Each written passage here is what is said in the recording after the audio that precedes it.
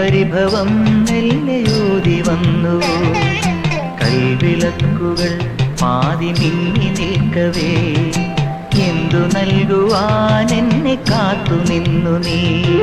തൃപ്രസാദവും മൗന ചുംബനങ്ങളും പങ്കുവയ്ക്കുവാനോടി വന്നതാണു ഞാൻ. രാഗചന്ദനം നിന്റെ നെറ്റിയിൽ തൊടാൻ ഗോപകന്യയായോടി വന്നതാണു ഞാൻ.